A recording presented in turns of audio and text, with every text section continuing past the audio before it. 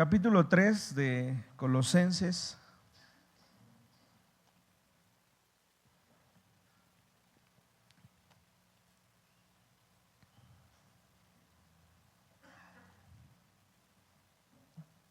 Vamos a orar. Señor, te damos gracias porque nos permites encontrarnos en este lugar. Te pedimos que la meditación de tu palabra, Señor, nos lleve a conocerte profundamente y que, Señor, ministre en nuestra vida, nos enseñe, escudriña nuestro corazón, Señor, y que tu Espíritu Santo nos hable y nos declare, Señor, cómo es que debemos comprender tu palabra. Te damos gracias por ello en tu nombre, Jesús. Amén. Hermanos, hay pasajes que creo yo que le fueron más sencillos escribir al apóstol que a nosotros interpretarlos. Porque son complicados, porque no podemos alejarnos de las verdades que tenemos. ¿Cuál es una verdad que tenemos? Que nuestra salvación se encuentra creyendo en nuestro Señor Jesucristo, ¿no? Que la salvación, después de creer en el Señor Jesucristo, no nos abandona cada que pecamos. Estas son dos verdades que debemos tener en nuestro pensamiento y que a través de ellas tenemos que filtrar lo que leemos. Y entonces estos primeros versículos de Colosenses en el capítulo 3 son complicados, pero de alguna manera hay que estudiarlos y hay que estudiarlos para que Dios nos muestre y nos revele las verdades de su palabra. Dice, y aquí es muy importante leer con las comas que hay en la lectura. Sí, esto es una afirmación, pues habéis resucitado con Cristo. No es una pregunta, no es si pues habéis resucitado con Cristo, no tiene signos de interrogación y la coma antes del pues nos da una afirmación, es sí, habéis resucitado con Cristo. Es como yo si les dijera a ustedes, así es, hemos resucitado con Cristo. Es una afirmación.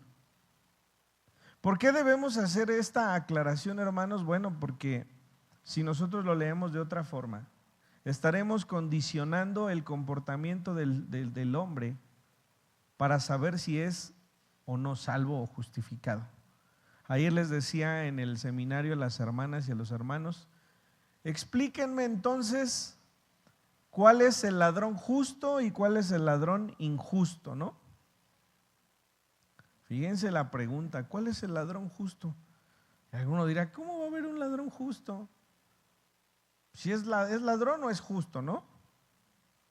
Bueno, explíquenme ustedes quién es el pecador justo. ¿Cómo hay un pecador justo delante de Dios?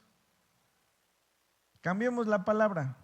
Explíquenme quién es el pecador creyente.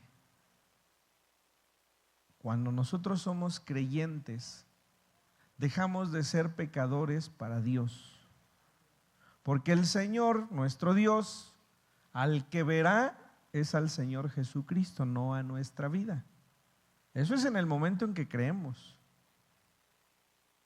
Si no lo vemos de esta forma, tenemos un problema. ¿Sí?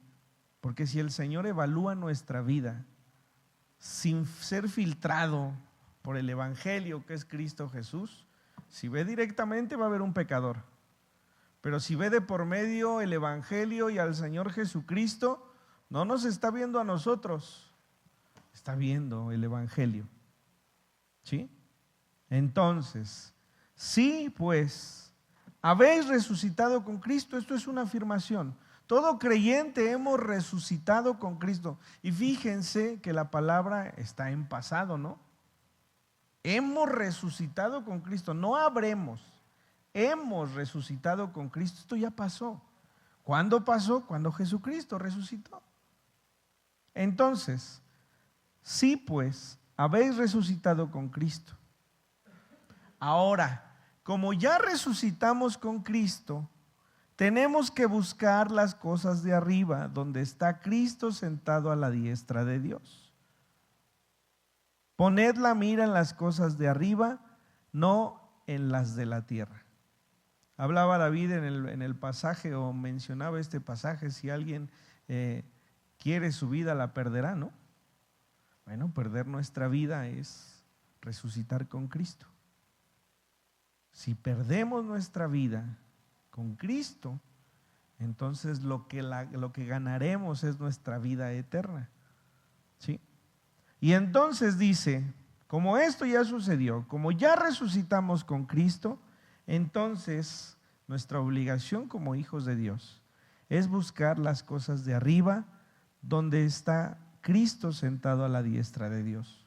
¿Cuáles son las cosas de arriba, hermanos? Pues buscar al Señor, orar al Señor, escudriñar la palabra. Esas son las cosas de arriba. Eso es. ¿Cuáles son las cosas de abajo? Pues las vanidades de las cuales vivimos, ¿no?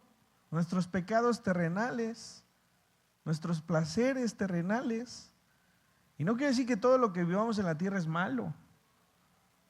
No, no quiere decir eso.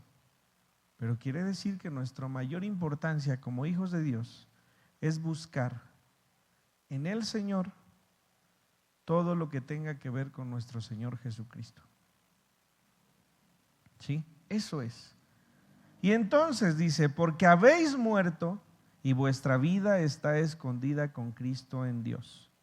Otra vez, habéis muerto. Es pasado. El cristiano, el creyente, murió en la cruz junto con Jesucristo, pero también resucitó con Jesucristo. ¿Sí? Entonces dice, habéis muerto y vuestra vida está escondida con Cristo en Dios. Cuando Cristo, vuestra vida, se manifieste, y otra vez son importantes las comas.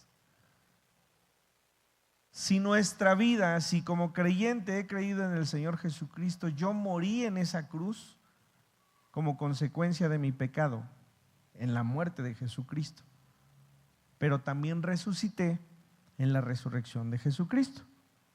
Por tanto, esa vida que perdí, según el pasaje que nuestro hermano decía hace un momento, esa vida está escondida, dice, en Cristo. Cuando Cristo, cuando el Señor, vuestra vida, es decir, nuestra vida está en Él, se manifieste, entonces vosotros también seréis manifestados con Él en gloria. ¿Sí? Entonces no depende de nosotros el manifestarnos en gloria. Depende del Señor Jesucristo, porque nuestra vida está en sus manos.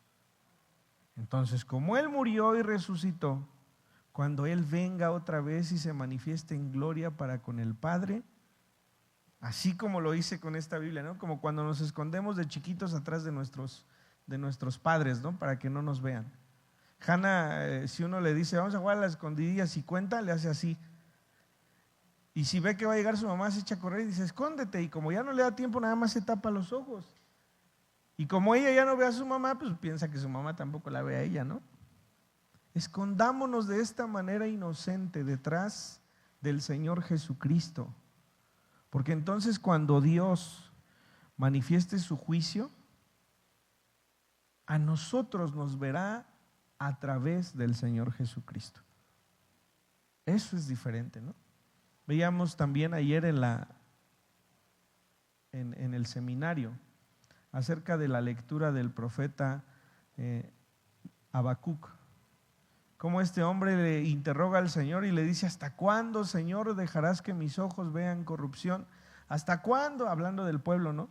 Hablando de un pueblo que se había apartado de Dios y se había ido en pos de ídolos y era violento y era, ¿hasta cuándo, Señor?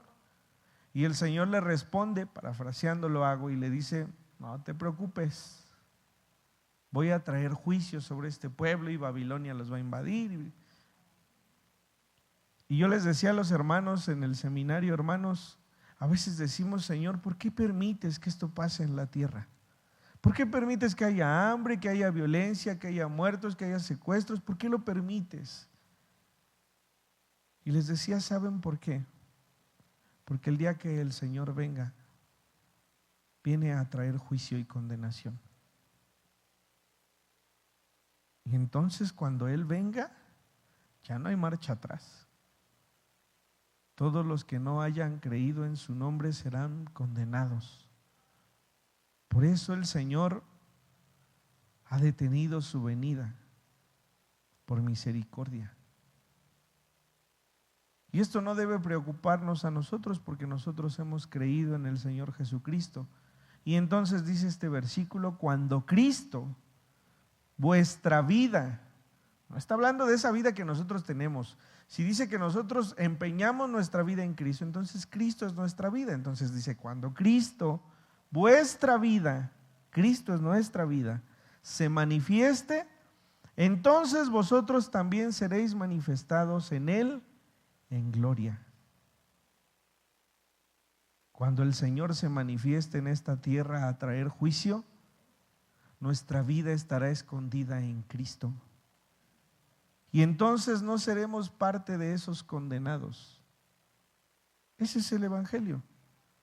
¿Has creído en el Señor Jesucristo? Entonces tu vida está escondida porque moriste con Él en aquella cruz y también resucitaste con Él en aquella cruz para que cuando sea manifestado en esta tierra una vez más, todos los que escondimos nuestra vida en su nombre, seamos resucitados y glorificados con Él. Esta es la primera parte de Colosenses, que debemos verlo como la división que hay entre lo que viene, lo que habremos de leer ahorita, porque si no, hermanos, vamos a empezar a leer y vamos a decir, bueno, este no soy yo no he hecho esto, pero adelante empieza a hablar de otras cosas que sí somos, ¿sí? Y entonces, si nosotros lo leemos de corrido y no entendemos esta primera parte, pues nos vamos a condenar solitos, ¿eh? Vamos a decir, se me hace que me voy. Pero entonces tengamos claro algo, nuestra vida está escondida en Cristo por haber creído en Él para salvación, ¿sí?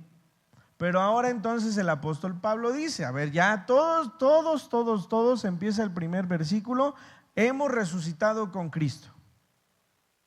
Y dice, buscar las cosas de arriba, ¿no? Bueno, también hay cosas aquí abajo. Y dice el versículo 5, haced pues morir lo terrenal en vosotros, ¿sí? A ver, si habéis muerto con Cristo y habéis resucitado con Cristo, esto ya pasó. El mismo verbo lo dice en pasado, pero esta primera palabra es haced, eso es presente, ¿sí? Entonces yo ya soy salvo. A partir de que yo soy salvo, entonces hay que hacer ciertas cosas. Para cubrir nuestra vida, no, esto ya pasó. Nuestra vida ya está cubierta. Sin embargo, es honroso buscar agradar a Dios con nuestros actos.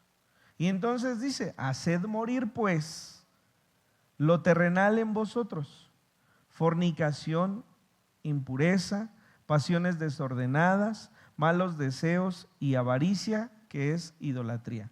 Las primeras palabras todos las conocemos, no tiene caso ser más preciso en ello. Pero en esta parte en la que dice que es idolatría, me costó mucho trabajo buscarlo. Busqué 2 comentarios y busqué aquí en la Biblia y todos coinciden en algo. Yo nunca había visto las cosas así. Siempre incluso decía que no era tan sencillo hablar de esta parte. Pero los comentarios dicen que cuando uno comienza a hacer todo lo que le gusta sin importar lo que Dios dice que no haga, entonces, sin ser idólatra de una imagen, se podría decir que somos idólatras de nosotros mismos. Eso es lo que encontré en los comentarios. No sé cómo explicarlo de una manera clara. Lo que sí me queda claro es que dice que todas estas cosas deben estar alejadas del creyente, ¿sí? Si no es una idolatría a un Dios, Sí tiene que ver con el hacer nuestra propia voluntad, buscando nuestro propio placer. Y eso va en contra de Dios. Aparte de que de todo es algo ególatra. O sea, todo para mí, todo lo que yo quiero. Y es que, ¿por qué tengo que ir al templo si a mí ni me gusta? Yo prefiero ir a jugar fútbol. Y alguna vez se le ocurrió decirme a mi papá, no quiero ir a la iglesia, quiero ir a jugar fútbol. Uy, olvídense. Me dijo, pues mientras estés en mi casa, tú vas a ir conmigo a la iglesia. Y no solo eso, ya no vas a ir al fútbol, aunque sea en sábado. No, pues me salió peor, ¿no? Y le estoy diciendo, le estoy contando una tontería, ¿no? Pero hermanos, dice los primeros versículos, busquemos las cosas de arriba, busquemos al Señor, leamos su palabra, encontrémonos con Dios, busquemos que su Espíritu Santo nos inunde. Ese debería ser nuestro buscar todos los días. Deberíamos despertar con ese anhelo todos los días.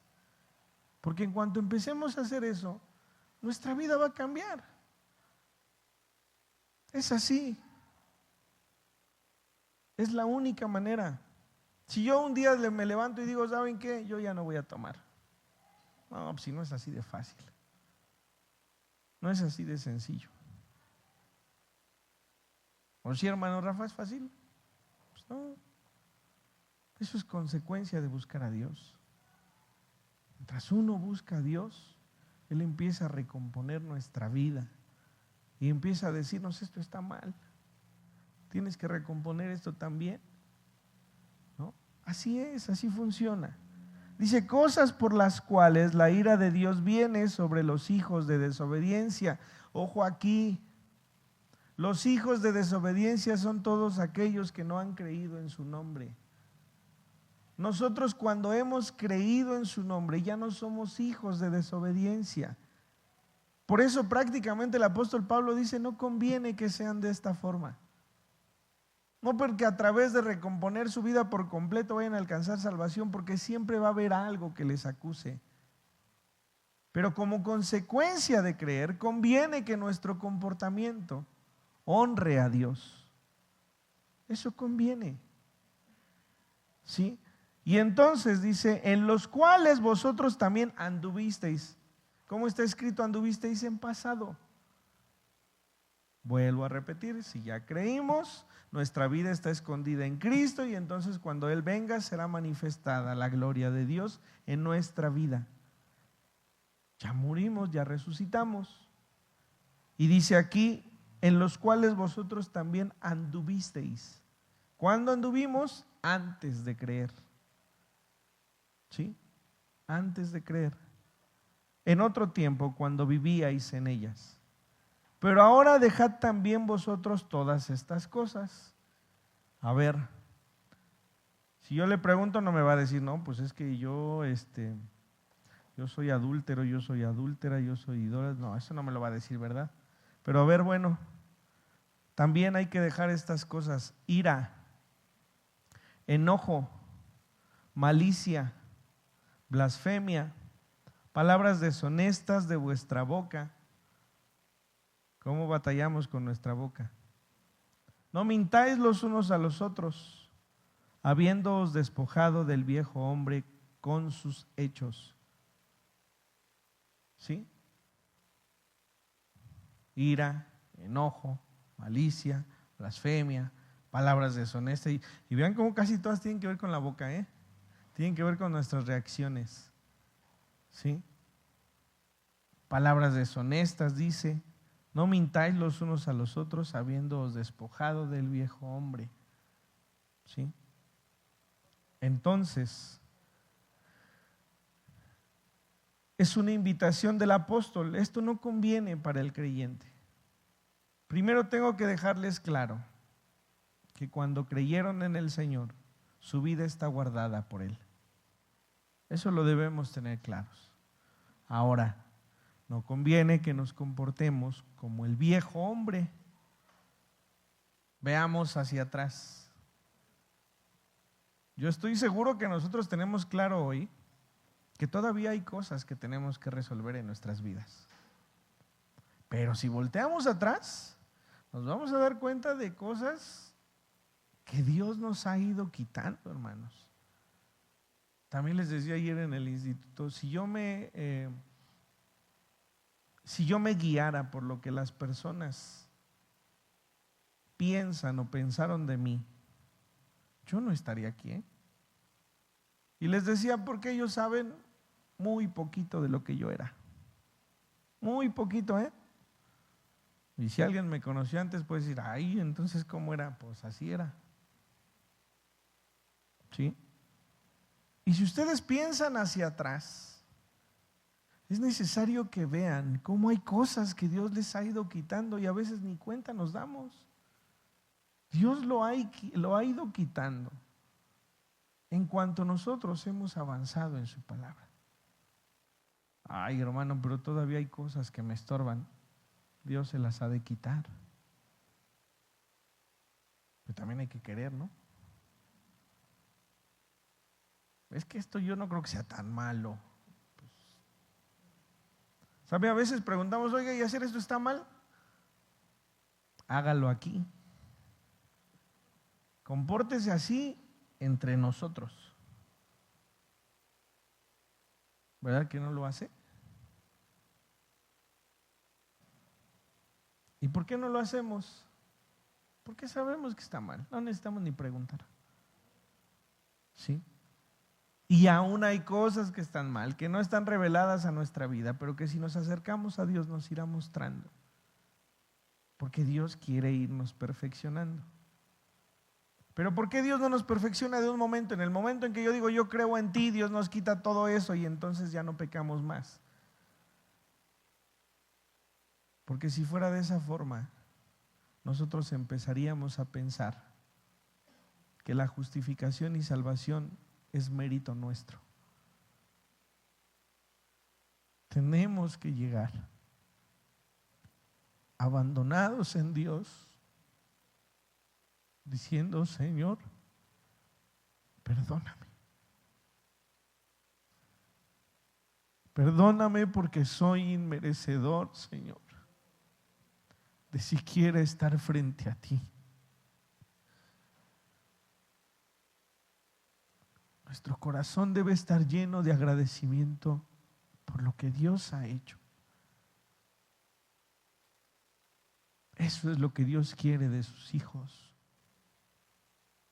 La perfección no está en el ser humano, la perfección está en Dios. Por tanto, Dios no nos puede exigir a nosotros perfección porque sabe que no está en nosotros serlo. Pero sí quiere quienes anhelen acercarse a Él para que Él transforme sus vidas.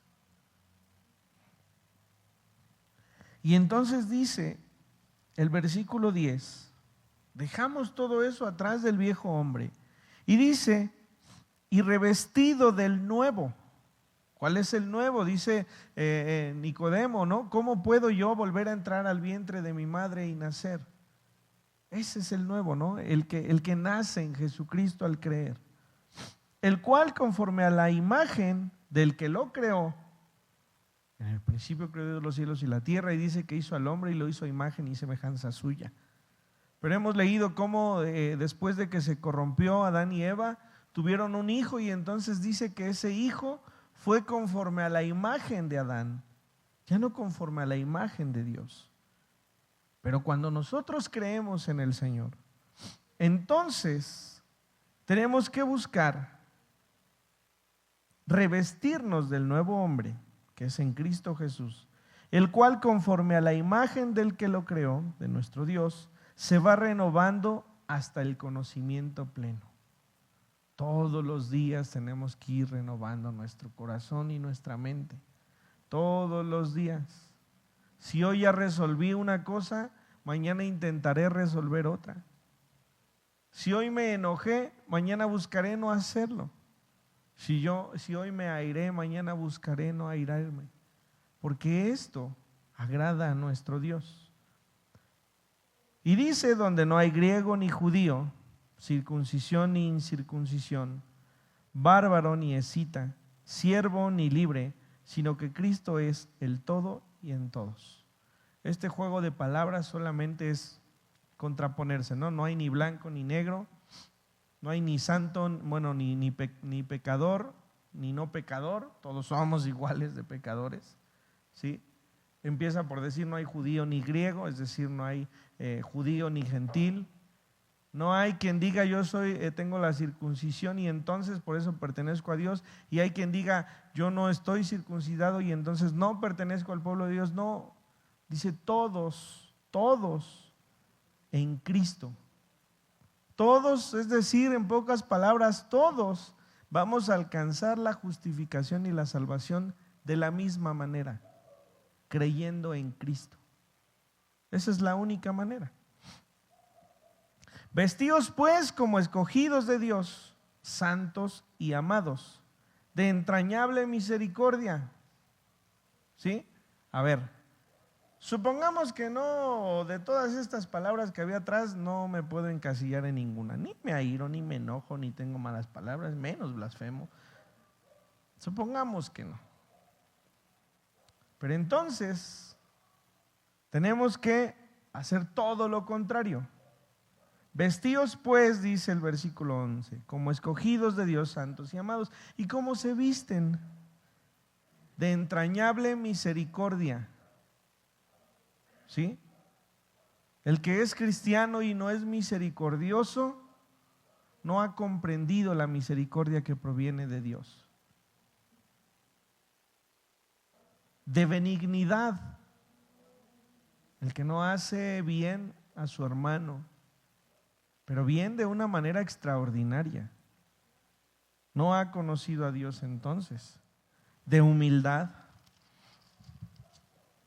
de mansedumbre, de paciencia. Bueno, váyale poniendo lo contrario, ¿no? Si no es manso, si no es paciente, si no soporta a unos o a otros, esto no se refiere, siempre se los digo, no es de que, ay, tengo que soportar a este otra vez. No, soportarse, buscar que el Señor le bendiga, orar por el hermano, sostenerle de muchas formas, soportándoos unos a otros, perdonándoos unos a otros. ¿Sí? Es que, pastor, yo no sé si algún día perdone a esta persona. Nomás le estoy repitiendo lo que luego me dicen, Si alguno tuviere queja contra otro,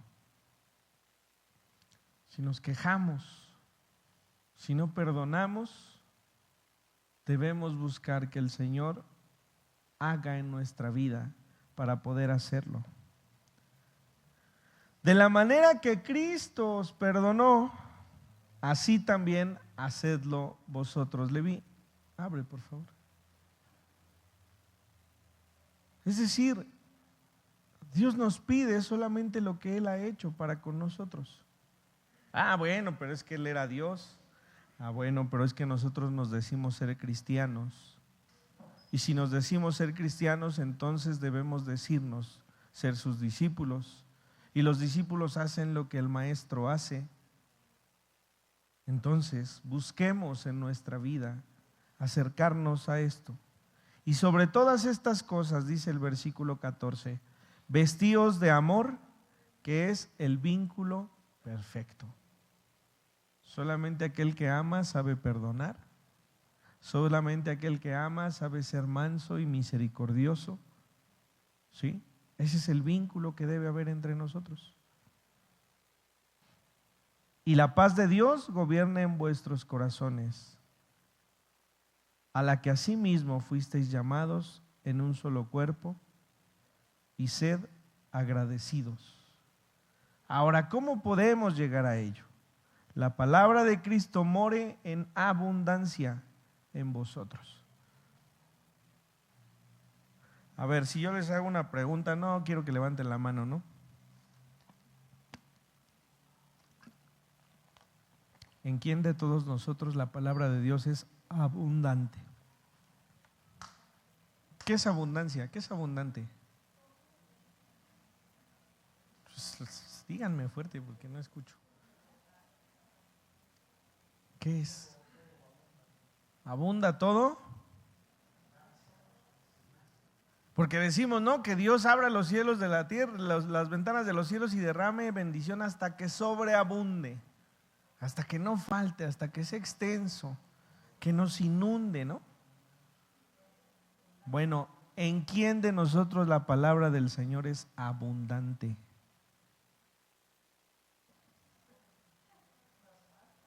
A todos nos falta, ¿no? Es que sí leí mi Biblia el domingo, hermano. Lo leí 2 veces, cuando el hermano Sergio la leyó y cuando usted la leyó. Eso no es abundante. Entonces, ¿cómo queremos que Dios cambie nuestra vida si su palabra no es abundante en nuestro corazón? ¿Cómo queremos que Dios reconstruya nuestro corazón y nuestra vida si no es abundante su palabra en nuestra vida? Porque si leemos su palabra, para todo hay respuesta, ¿eh?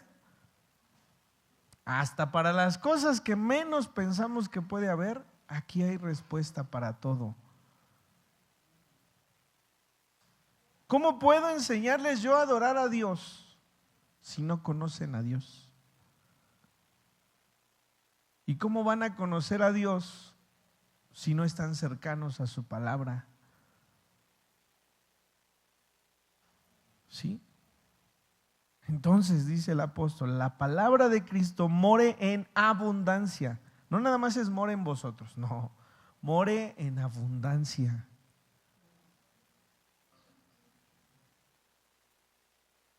Hay hermanas, entre ellas mi mamá, que tiene su Biblia y se ve el desgaste de las hojas, ¿no? Así debe estar nuestra Biblia. No que nos las dieron en los 15 años, o nos las dieron nuestra abuelita cuando estábamos chiquitos, o nos la dieron en nuestra boda, y ahí está guardadita para que no, es que está muy bonita. No.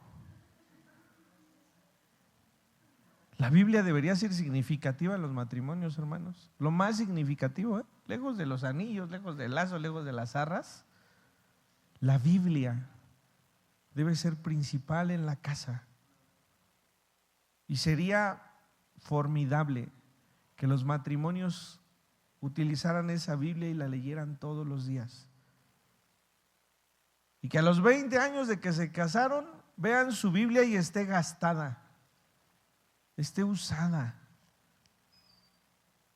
Porque eso significaría que ese matrimonio ha creído en Cristo. Entonces dice el apóstol, la palabra de Cristo more en abundancia en vosotros. ¿Sí? Enseñándoos y exhortándoos unos a otros en toda sabiduría, cantando con gracia en vuestros corazones al Señor, con salmos e himnos y cánticos espirituales. Nadie puede enseñar y exhortar a otro si la palabra del Señor no es abundante en su vida, ¿eh? Porque cuando la palabra del Señor es abundante en nuestra vida, nuestro exhorto es misericordioso y nuestras palabras están llenas de paz.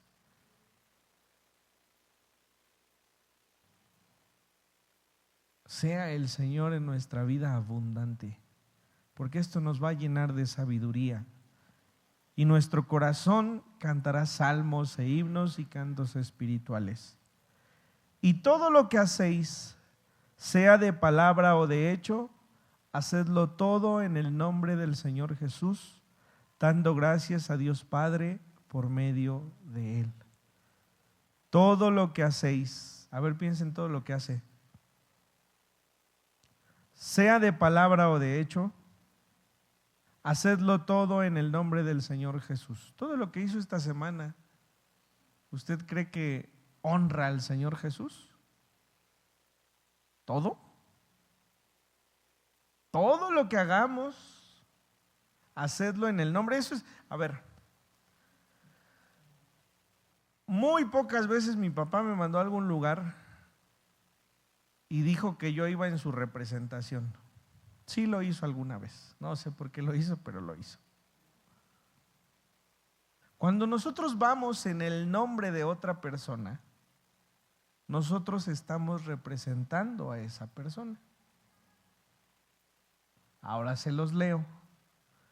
Todo lo que hacéis, sea de palabra o de hecho, o todo lo que digamos o todo lo que hagamos,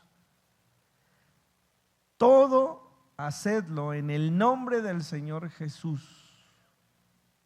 Todo lo que hacéis y lo que dices, hacedlo representando al Señor Jesucristo.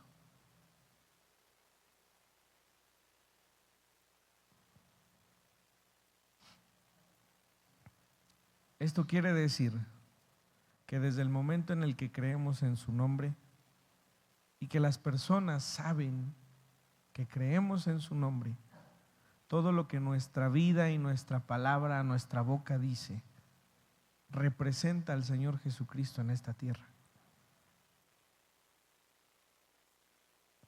¿Cuándo me diste de beber? ¿Cuándo te di de beber? ¿Cuándo te di de comer? Bueno, cuando le diste al que necesitaba, ¿no? Nosotros somos ese Jesús que muchos conocen. Por eso desde el momento en que nos decimos cristianos, representamos su nombre. ¿Quiere un ejemplo? Maestro o maestra, pues es que usted es cristiana, ¿no? Es cristiano. ¿Y entonces por qué está pasando esto? Pues es que tú te la pasas en la iglesia, entonces ¿por qué permites que sea de esta forma? Es que tú te la pasas en la iglesia, ¿por qué te deprimes tanto?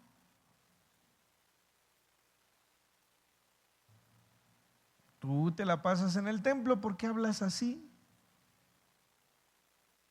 ¿Sí? Ahora,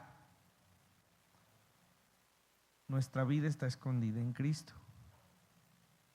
Lo único que el apóstol Pablo está diciendo es que debemos honrar que la gente sepa que somos cristianos con nuestra vida, porque esto agrada a Dios.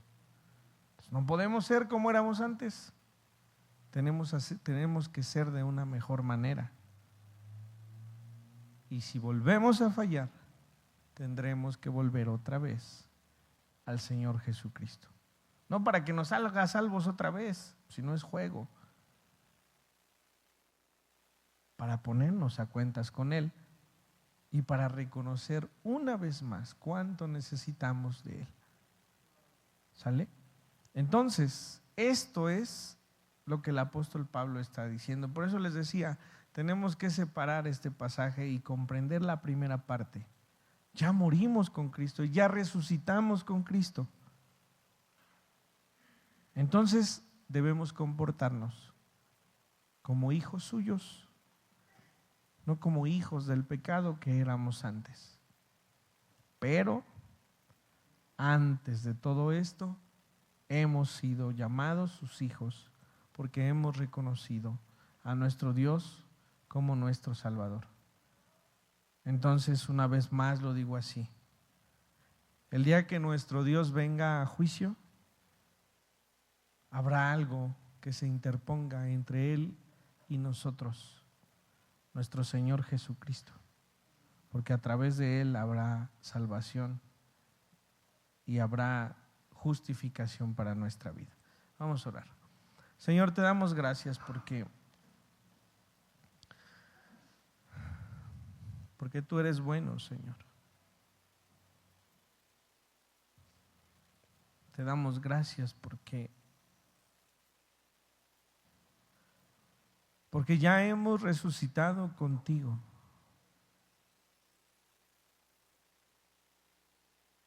Algún día, Señor, cuando estemos frente a ti, nuestro cuerpo será transformado y entonces no habrá pecado que se interponga entre nosotros y no habrá llanto, ni tristeza, ni dolor. Permite, Señor, que nuestra vida te honre y que todo lo que hagamos de palabra o de hecho, lo hagamos representándote, Señor, en esta tierra. Permite que tu palabra sea abundante en nuestro corazón y que con ello, Señor, busquemos acercarnos a la rectitud de corazón, sabiendo que ni aun con ellos seríamos merecedores de la justificación y la vida eterna, pero que por Cristo Jesús nuestra vida es escondida en Él. Y cuando Él se manifieste, nosotros seremos manifestados con Él en gloria. Bendecimos tu nombre, Señor, y oramos en el nombre de nuestro Señor Jesucristo. Amén.